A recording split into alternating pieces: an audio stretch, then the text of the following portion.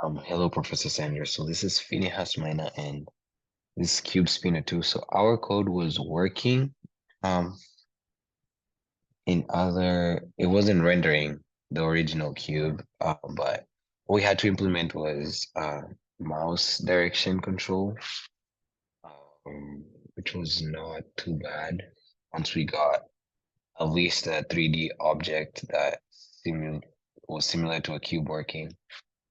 Um, So I'm just gonna show the trough from the new fluid simulation. And here we have the trough. Uh, and as you can see, like using the mouse, when I click it inside, so this is without clicking, and then when I click, it moves. So we were able to implement that mouse direction.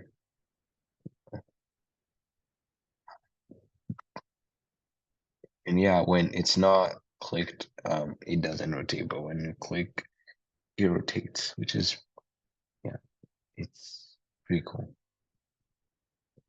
And yeah, so in the next step, I will go over my portion of code that I wrote from the beginning. So here, in the public class, we just, all I just added was 3 values.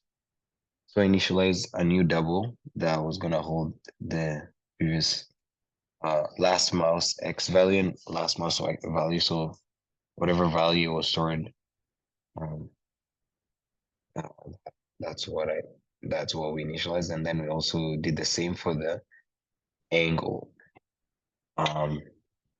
So which was initialized to 0, both for X and Y.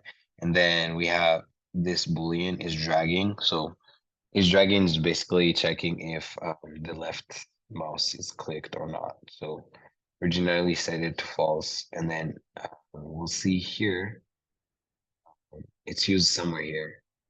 It's used here actually. And so this part I wrote is dragging is equals to false, but the previous check is if we're checking if this button has been released. If the action has been released, then we switch is dragging to false. So it doesn't like drag across the screen. And then here is just mouse control. So every time